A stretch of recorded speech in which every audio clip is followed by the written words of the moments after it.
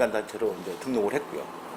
지금은 이제 기후변화 대응에 대한 그린 프라미스 1.5도씨, 뭐 여러 가지 문제가 지금 많이 일어나고 있지 않습니까? 남극도 마찬가지고, 북극도 마찬가지고, 갑작스런 이제 기후변화가 아니라 사실은 기후위기 시대에 왔다, 이렇게 일명 지금 진행되고 있는데, 뭐 정책도 마찬가지로 이제 기후 위기에 대한 대책을 좀 만들고 있지 않습니까? 그래서 그런 그린 프라미스, 이제 1.5도씨를 낮춰보자 하는데 어떤 목적성, 이걸 가지고 있고, 두 번째는 지구온난화나 이런 기후변화, 또 더 나아가서 기후위기가 오는 여러 가지 멸종위기 동물에 대한 홍보.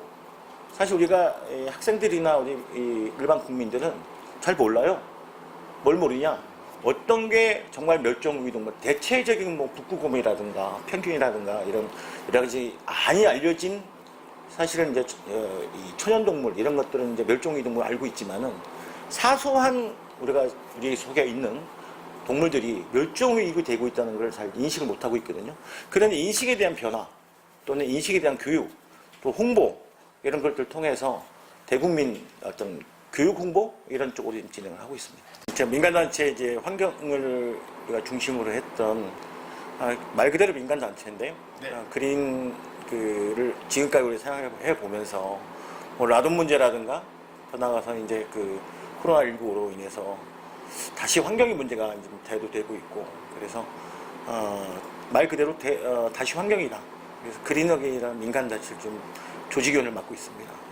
다시 시작한다 해서 그래서 그린 어게인으로 시작. 그렇죠. 다시 환경이다. 네. 뭐 이런 뜻에 의해서 저희가 이제 그린 어게인이라는 거를 브랜드를 만들어서 지금 진행을 하고 있고요. 그동안 이제 그 연구나 이런 것들을 좀 진행해 왔고, 그동안은 이제 대학에서 학생들을 가르치면서 교직으로 있다가 이제 민간단체하고 그동안 교직에 있으면서 연구했던 결과를 가지고 이제 사업화를 진행하고, 그래서 그린 어게인 단체 밑으로 관련된 환경기업 또 친환경 제품에 대한 유통, 더 나아가서는 이제 그 환경을 이제 국민들이 잘 모르는 경우가 있잖아요. 네. 사실 대대적인 거 뭐 이제 대기라든가 수질, 뭐 폐기 뭐 이런 것들은 자세히 알지만은 생활 속에 꼭 필요한 거, 생활 속에 알아야 할 환경 문제를 그냥 무심코 지나가는 여러 가지 어떤 뭐 정책이라든가 이런 것들을 홍보하고 이런 차원에서 저희가 환경 운동을 하고 있습니다.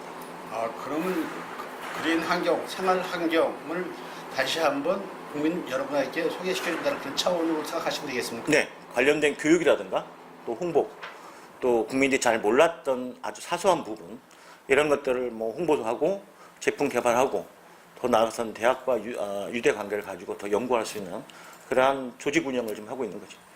그동안 제가 연구만 하고 있던 건 아니고 그동안은 이제 이 홍보라는 거, 교육이라는 거를 강당에서 하는 것도 중요하죠.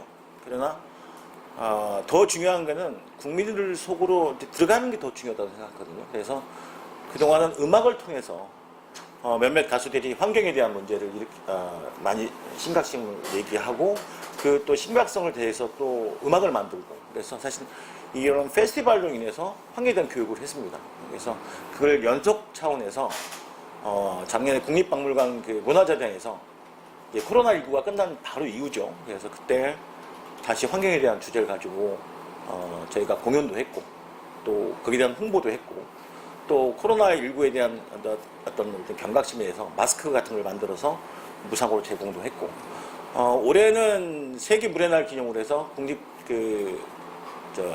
환경산업기술원이죠. 거기서 이제 저희가 아주 유명한 가수들도 해서 이제 이 환경에 대한 문제점을 나의 문제가 아니라 정말 이제 국민의 문제부터 나아가서 세계의 문제다 이런 것을 좀 경각심을 일깨워주는 공연을 좀 했고요.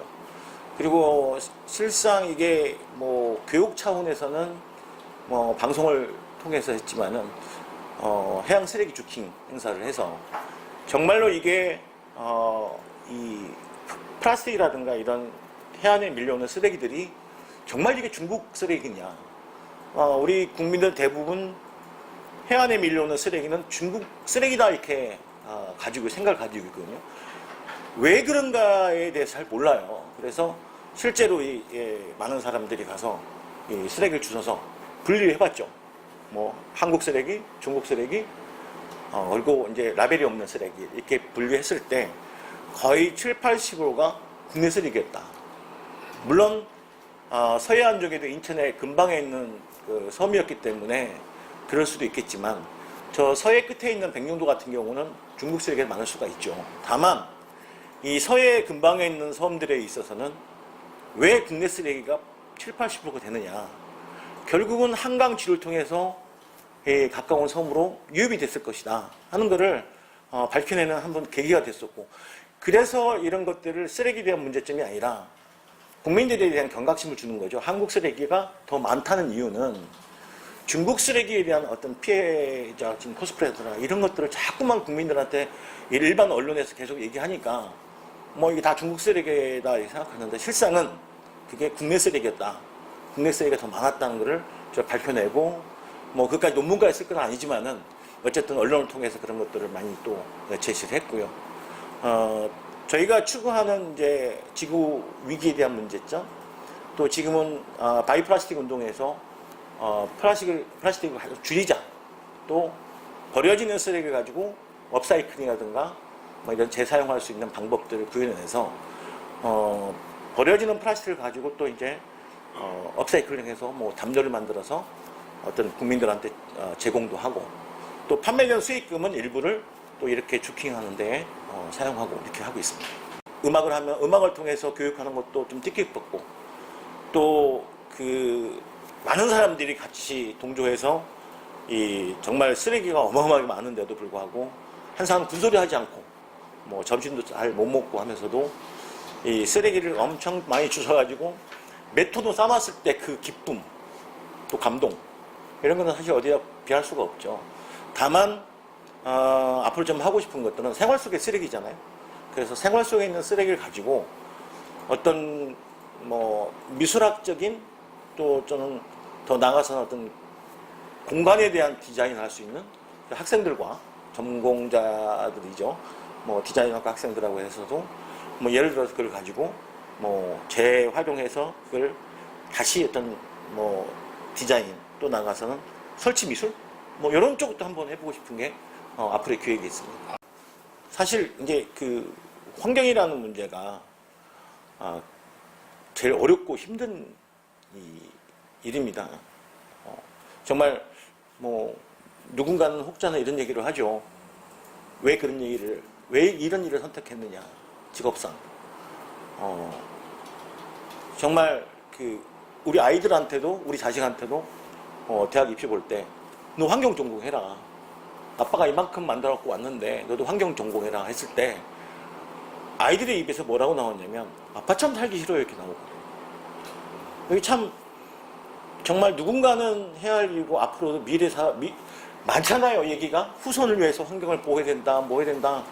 그러나 정작 이 우리나라 대기업에서 더 나아가서는 그래도 거대 국가 미국이나 중국에서 더 오염을 시키고 이 오염된 물질을 어디다가 결국은 피해를 보냐.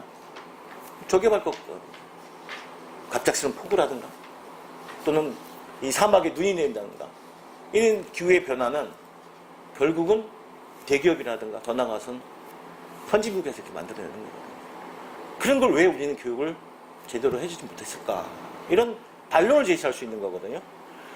그래서 앞으로 본다 그러면은 물론 아까도 이제 설명드렸지 뭐 폐기물이라든가 뭐 업사이클이라든가 큰 그 환경에 문제가 되는 건 대두되는 건 다 알려지고 있는데 소소하게 할 수 있는 것들, 이런 것들을 진짜 잘 몰라요 국민들은. 예를 들어서 내가 버려진 옷이 정말 이 아파트 입구에 보면 매주 쌓이는 쓰레기가 어마어마하거든요. 그거 다 어디로 갈 것인가. 그래서 또 하나는 이제 대국민이 아니라 이제 대정부에 대한 정책을 좀 변화하고 싶다 하는 것도 사실 하고 싶은데, 뭐 예를 들어서 간단히 설명한다 그러면 우리가 요새 폐비닐에 대한 문제점을 많이 갖고 있잖아요. 그래서 뭐 비닐이 썩는 걸 사용한다, 뭐 이런 걸 사용해서 이제 뭐 썩혀서 버리게 할 수 있게끔 하는 그런 비닐을 사용하고 있잖아요. 그걸 또 장려하고 있고. 그러나 정책이 실상은 그걸 가지고 소각 처리해버린단 말이에요. 그 의미가 없는 거죠. 이러한 정책들도 변화해야 되고, 그 변화된 그 정책을 실천해 갈 수 있도록 국민들한테 홍보도 해야 되고. 뭐 요즘 환경부도 정책이 왔다 갔다 하잖아요. 페퍼도 일회용 빨대도 사용 못하겠다. 갑자기 사용하게 다시 풀어준다. 사실 환경이라는 거는 부담스러운 일이에요. 그리고 어렵고 그 불편함을 감수해내야 사실 환경을 지킬 수 있는 거거든요. 근데 불편하다고 그냥 사용해라. 또 정책을 다시 돌아가게 만든다. 그건 뭐 의미가 없는 거죠. 그건 환경에 대한 의미가 없다는 거죠.